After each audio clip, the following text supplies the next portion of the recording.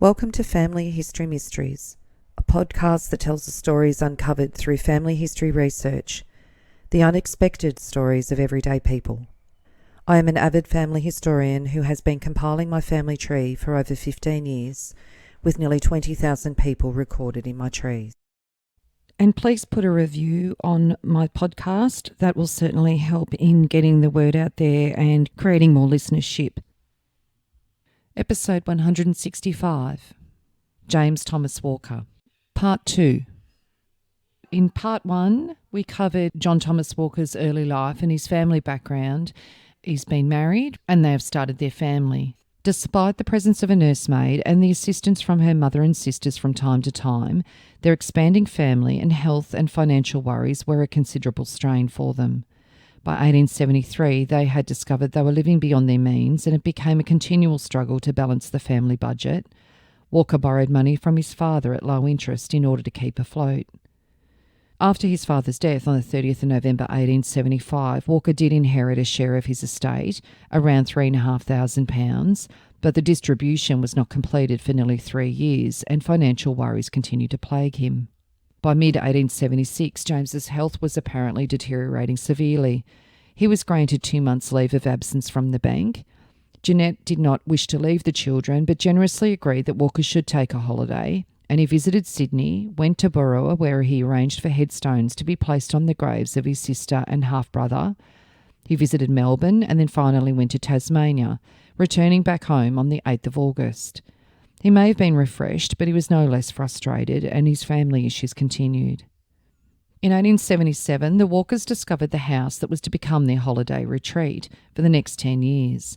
In partnership with his sister Kate, they purchased a small timber dwelling and he named it Ravensnook Cottage. It overlooked Raby Bay at Cleveland.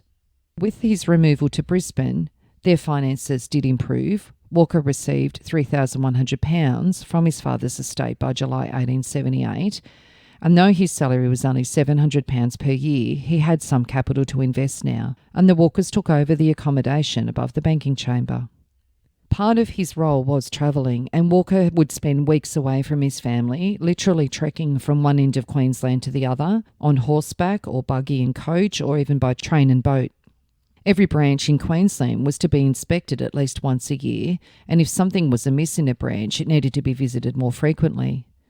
Though the manager at Townsville was responsible for some inspecting in the north of Queensland, it was usual for the inspector at Brisbane to make at least one inspection to and north per year. The duties involved carrying out audits of branch accounts and assessing staff performance, and at times the inspector was asked to carry boxes of coins to restock branch supplies and on occasion be a gold escort. In addition, the inspector surveyed mining developments, pastoral properties, sugar plantations and other developments in which the bank was interested, assessing their progress or their potential. He also reported on the prospects of newly settled districts and towns, estimating the potential development and considering when new branches might be opened. It was a responsible situation that required mature judgment. His lengthy and wide-ranging journeys as bank inspector brought him into contact with a wide cross-section of the community, from millionaires such as James Tyson, who I did an episode on in episode 154, mine owners, plantation owners and managers, right down to coach drivers and swagmen. All received the same courtesy and interest, and he particularly enjoyed the tales of coaching life recounted by the drivers. His observations provided a broad knowledge of workers and working conditions.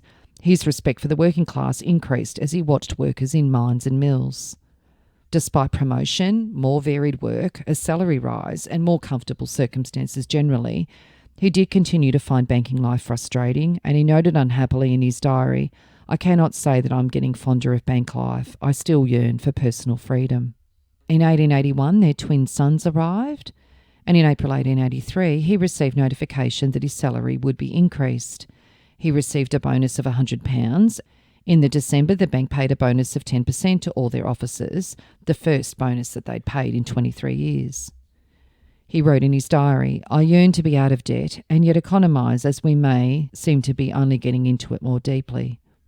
However, Walker purchased in partnership with Alexander Archer 936th share in the Mount Morgan mine, and this was an astute investment as it brought him considerable profit some years later. The story of the men behind the mine was covered in episode 151, The Philanthropist, and also the bonus episode number 30 of William Darcy. On the 4th of October 1885, the Brisbane Courier proudly announced that the Royal Bank of Queensland had been floated, and James had been approached in the August to become its general manager. On the 2nd of December, a telegram offered him the position of General Manager of the Royal Bank of Queensland Limited with a salary of £1,500 per year plus allowances. He immediately telegraphed his acceptance and at the same time sent a telegram with his resignation to the Bank of New South Wales. This ended 25 years of service. His cousin, Thomas Walker, sent a warm letter of congratulations with an invitation to visit him at Urella in Concord, Thomas Walker's home. J.T. Walker was a modest man. He had a neat beard and spectacles, and he had a slight figure. He dressed in a conventional sombre dress, and he spoke quietly with a Scottish burr and had a dry sense of humour. He was cooperative with both staff and board members and was described as scholarly and cautious. James's cousin, Thomas Walker, died on the 3rd of September 1886. Telegrams arrived immediately requesting Walker to hasten to Sydney, as Thomas had named his sister Johanna, Thomas Buckland, and his cousin J.T. Walker as his executors. But Buckland telegraphed to say that his health was broken and he needed to remove himself as one of the administrators of the estate.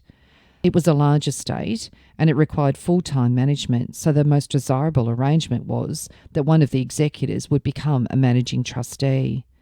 James at the time was not enthused. He said, "To me it will be a great wrench as I like my present position and prospects, and after 24 years in Queensland I have no wish to go away."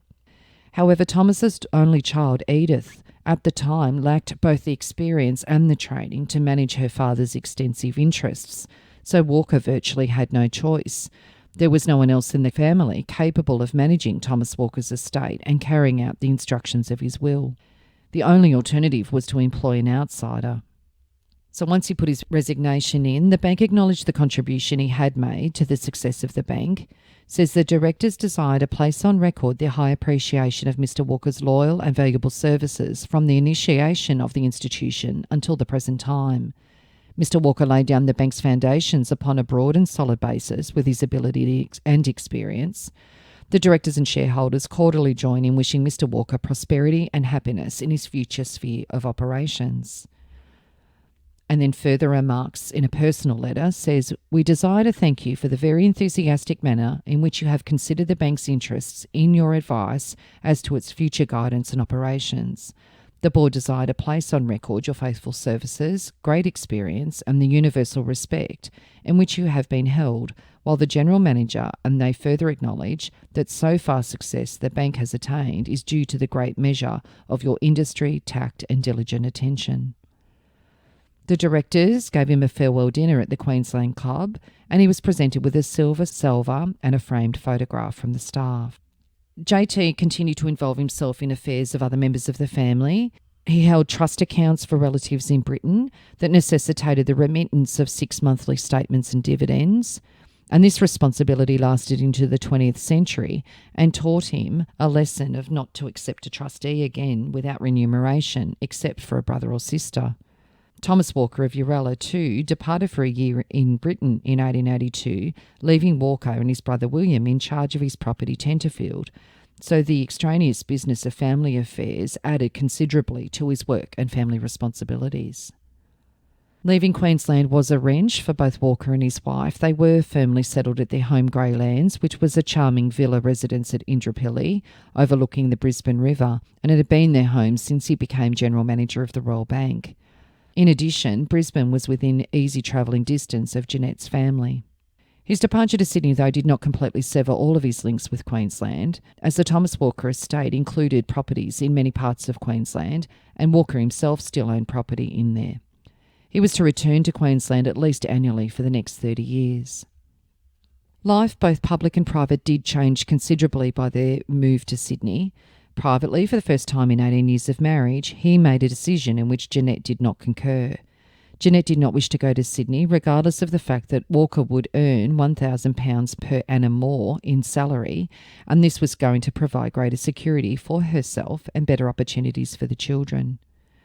Johanna and Edith suggested a salary of £2,500 per annum, which offered him a chance to escape his constant worry of falling into debt. His greatest concern, though, in earning a higher salary had always been to provide for Jeanette and the children should he be incapacitated or die. He had dutifully made a will and maintained as much insurance as he could afford, but the needs of a growing family seemed to always absorb a large percentage of his income.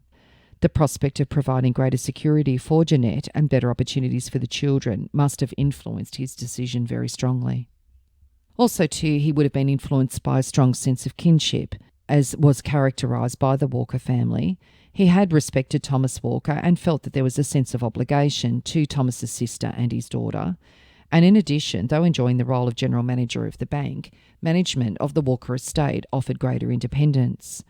Although Edith was the beneficiary of the fortune during her lifetime, the managing trustee would control an estate worth approximately £1 million, twice the subscribed capital of the Royal Bank of Queensland. Walker always cherished a desire to assist those less well off and helping generously when he was able, and through the trust this was able to be carried out. He could not understand why James Tyson and others seldom donated money to charity, and he stated in his diary, "I do think friend Tyson and other disgustingly rich folks lose much pleasure in not distributing their riches more than they do. £100 here and there would make the wheels of life go more comfortably for all concerned and would never be missed." He made the decision to lease Salisbury at Harris Park, and they moved to the Priory at St Leonard's, where their second daughter and their last child, Jeanette Cheveria Hamilton, known as Nita, was born in 1889. Jeanette, however, desired an even larger house in a more fashionable area, and in 1892 they moved to Rosemont, a stone mansion. And then in 1908, though most of the family were no longer at home, they moved to the massive Gothic mansion Walleroy at Wallara. Management of the Walker interests was challenging. Relations with Johanna and Edith were not always easy. They were formidable women.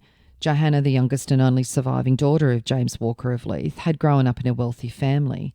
Her brothers had greatly increased the family wealth and had ensured that Johanna herself was wealthy.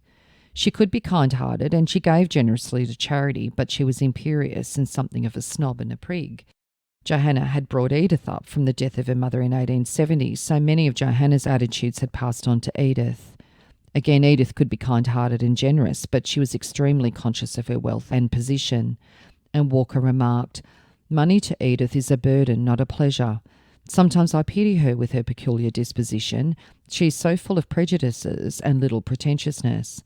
She is inclined to be needlessly secretive, an inherited quality from her father and her aunt Johanna." He considered that Edith had been greatly disadvantaged as the only child of a wealthy old man. He said her intentions may have been excellent, but her idiosyncrasies and mannerisms are deplorable. As her aunt once said to me, Edith is never satisfied. Walker, in fact, may have been one of the few people who never fawned on Edith. She was certain that she could trust him, and she took his advice, although she did occasionally ignore the advice to her cost. One example was when she purchased the home Cheverels at Potts Point for considerably more than it was worth. Walker always treated her kindly and certainly acted as a watchdog, protecting her from importunate beggars, confidence tricksters, and others who coveted her wealth, for which she was not ungrateful to him. Walker did refuse all gifts or attempts to increase his stipend, though. Edith's disposition, however, did not make his position of managing trustee easier.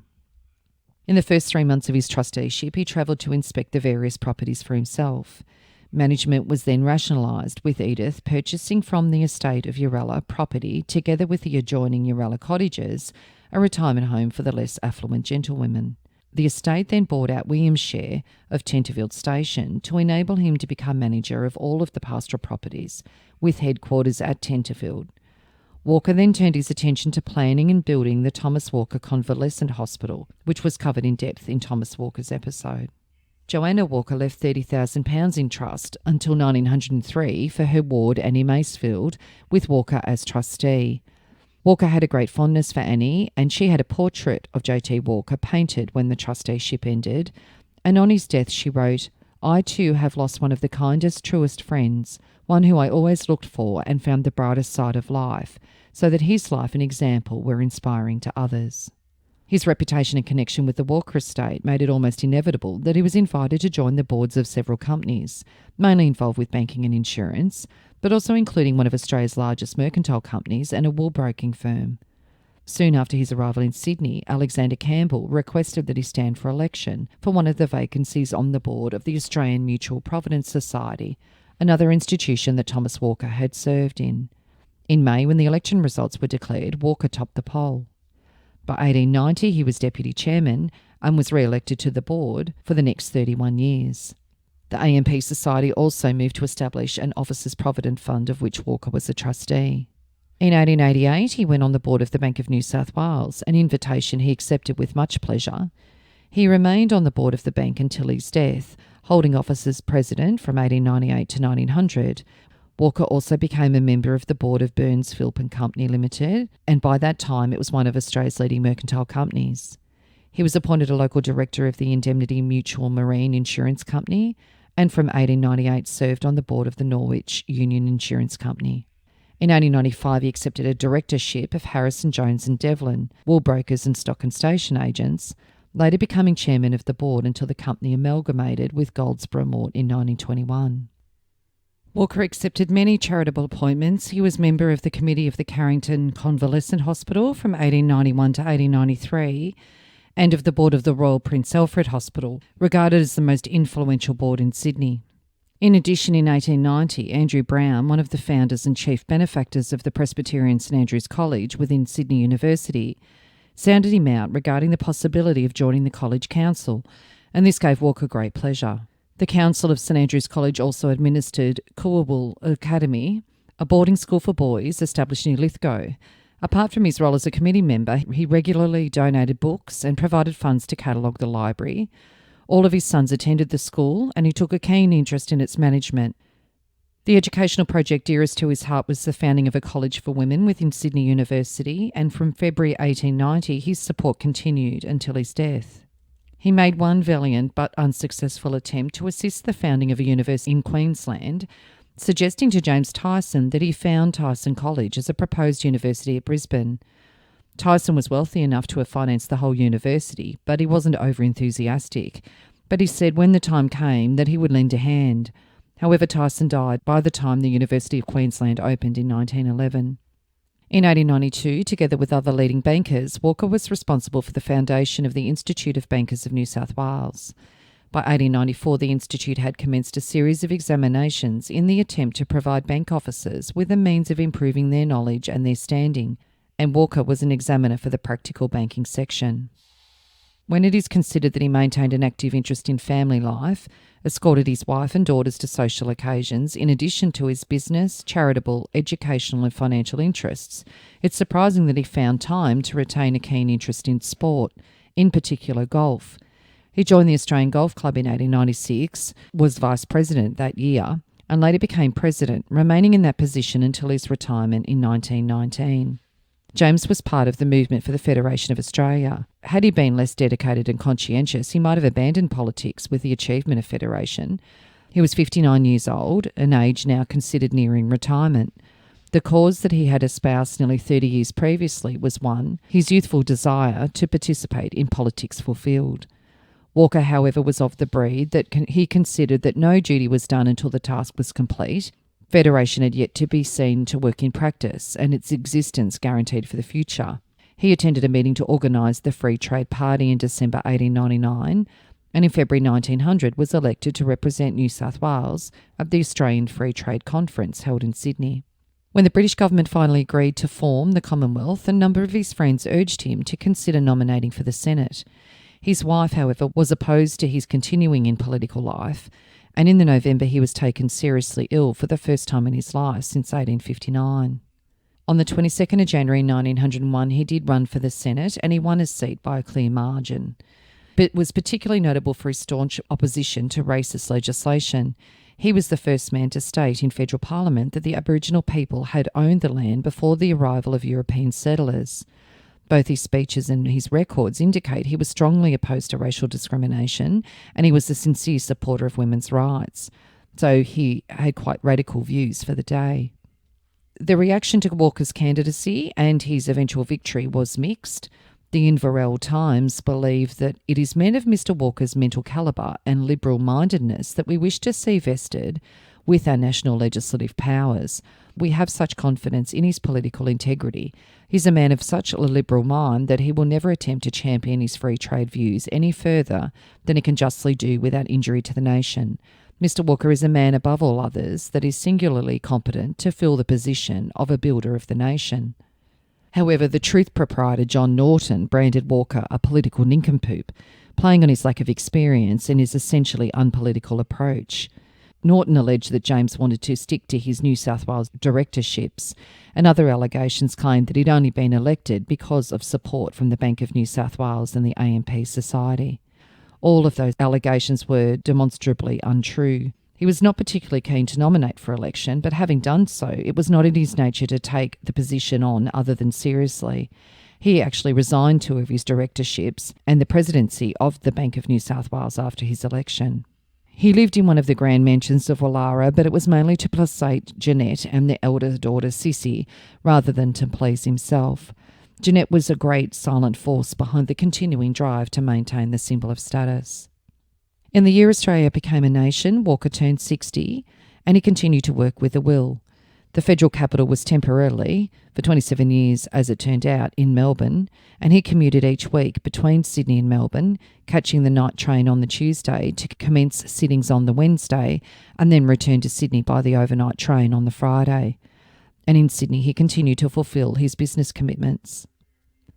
In 1902 he returned to Britain for the first time since he left in 1862, taking with him the whole family apart from his eldest son Archie. The trip was planned to meet the twins who'd been completing their education in England and accompany them home via the US, and he was to represent Australia at the coronation of King Edward VII.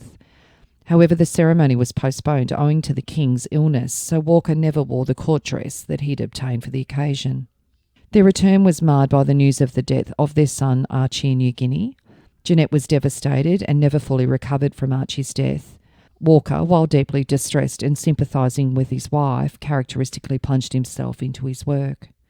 In 1908, Walker once again took Jeanette and Sissy to Britain, this time to bring home Nita, who'd been at school in England and France for some years. It was a sad visit for Walker. Jeanette became ill and was diagnosed as having weakness of the heart. While in England too, he represented Australia at the memorial service for the Marquis of Linlithgow, formerly the Earl of Hopetoun, and Australia's first Governor-General. He returned to Australia and was considering retirement from Parliament. By this time, he started to slow down. He was 68. Although he was remarkably alert and active, his health was beginning to break down. In 1911, the Walkers holidayed in Ceylon, who met Sissy there, who had been on a tour of the East, and farewelled her when she joined Edith and the twins on another vessel for a tour around the world. By September 1911, however, he decided he would not stand for re-election when his term expired. He said, "I intend to become philosophical. There is one comfort to me. I have seen the federal capital site settled." In his time in Parliament, he was rarely vocal. However, in a debate on the White Australia policy, it clearly showed his views. Matheson in the Parliament said, "I think for an honourable gentleman who says that he advocates a white Australia, he certainly has the most peculiar views I've ever heard expressed. Black people should live in their own country." And Walker replied, "This was a blackfellow's country before it was a white man's country." Matheson, somewhat heated, responded with, "He fails to recognise that we have taken the country from the blacks and made it a white man's country. There is no earthly use in the honourable gentleman saying that 100 years ago that was a black man's country." Walker had an answer to that and said, "There are still 100,000 Aborigines in Australia." To which Matheson responded, "We are aware of that fact and it is very regrettable, and the only consolation we have is that they are gradually dying out. Large portions of the very best pastoral company in the state of Western Australia are almost barred from pastoral occupation on the account of the savageness of the blacks." But Walker had the last word. He said, "Who owns the country?" This appeared to be the first occasion on which any member of the Senate questioned the place of Aboriginal people in the Commonwealth. Though the White Australia policy was firmly in place, Walker continued what sometimes seems to be a one-man human rights campaign. He opposed sections of the proposed maternity allowance bill disagreeing completely with attempts to distinguish between legitimate and illegitimate children, and objected violently to the insertion of a subclause that prevented maternity allowances to be paid to women of Asiatic descent or Aboriginal women, or to women from Papua or Pacific Islands. He believed that the population could best be increased by encouraging immigration. However, the amendments to the bill that he proposed were not taken up. The Walkers celebrated their golden wedding anniversary in April 1918. By this time, the Walkers had 6 grandchildren. The only child that remained unmarried was Sissy, who lived at home with her parents. Alec and his family remained in Australia. Nita and her family were in India, and the twins were serving in the war in Europe. When Alec married, James Thomas subsidised his son's salary until his son was earning £100 per annum. Later, he purchased a home for Alec and his family. The twins were assisted to enter business on their own account. Their home Wallaroi, with 30 rooms, became quite difficult to maintain, and the number of servants dwindled from 12 to 2 or 3. With the departure of the cook, Sissy began at age 41 to learn to cook for the first time in her life. However, Jeanette did not wish to leave Wallaroi. Walker, aged 77 when the war ended, might have wished for his retirement, but could not afford to relinquish his position or his directorships, as the cost of living continued to rise. The loss of his fees as the director of the AMP caused some financial difficulty, but Edith Walker insisted that he should pay no more rent for Wallaroi, a gift he could not afford to refuse, although he would have preferred to move to a smaller house. In the Mitchell Library in Sydney, it contains 119 diaries of James Thomas Walker that started when Walker was 15 years old and ended in 1922, 6 months before he died at the age of 82. There were also several boxes of correspondence with family documents, memorabilia, 90 volumes of press clippings, and a collection of cartoons. The diaries were written fluently by a young man with a lively mind and a wry sense of humour, and it revealed him to be well organised, active and optimistic, with a strong romantic streak, a keen interest in everything about him, a well-developed sense of responsibility, and a serious-minded interest in improving his knowledge. The record of 65 years ended with, "Grateful thanks to God for his providential care all my days." He remained alert and reasonably active for another 9 months until he suffered a frightening attack of illness on the 20th of July 1922, from which he never fully recovered. The tidy and ordered habits of a lifetime were not abandoned. His mind remained sharp and clear, and the nurses thought of him as the most wonderful man. Typically, his thoughts were of Jeanette. He said, "I want to live for your sake. I have made up my mind I am going to try to live." He lived for a few months more, but succumbed to a uremia on the 18th of January 1923, a few weeks before his 82nd birthday. Few Federation fathers survived to mourn his passing. One, Sir William Macmillan, recalled, "His long life of disinterested devotion in all matters affecting the higher interest of the community, his high sense of honour, his character as a man as well as a citizen, and his administrative ability." Condolences flowed in from all quarters, recognising his fine character, the dedicated service he'd given to many organisations, and the assistance and kindness he'd given to so many people. The Pastoral Review wrote, "There has been removed a very notable figure from the financial, political and commercial world of Australia, essentially a liberal in politics. He was broad in his outlook and possessing the advantage of an early financial and commercial training. He was able to bring bear upon the many public problems with which he had to deal with a sound judgment. A man of high principles and ideals, he did his utmost to improve the political and social conditions of his day." And the bulletin said he was one of the fairest-minded of senators. Throughout his career, he preserved integrity and honour to a remarkable degree, remained consistent in his behaviour and political creed through the changing patterns of politics of the early years of Federation, yet he was a sympathetic character with human weaknesses.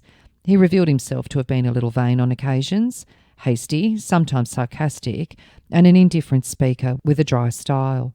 Though reserved and highly serious, he was blessed with the saving grace of a wry sense of humour, and he was, by intent, a good man. On a more personal level, the son of his longtime friend, Troy, the lighthouse keeper at Cleveland, wrote sincerely, "It seems to me that notwithstanding your father's great success commercially, his principle in private life of doing so much good in an unostentatious way endeared him to so many people would be valued by him much more than his high reputation for business integrity." He was awarded no honours and may have been forgotten by later generations, but he served his country well and honourably. To use the term of the game he loved throughout his life, he had a good innings, played in a truly honourable and sporting fashion. In part 3 of this episode, I'll be covering James and Jeanette's children. If you are interested in sharing your story on my podcast, Family History Mysteries, please go to my Facebook page and send me a message. If you would like some assistance in filling in the gaps in your family tree to see what mysteries you solve, please get in touch. And don't forget, you can have early access to episodes by subscribing, and you'll also gain access to bonus episodes.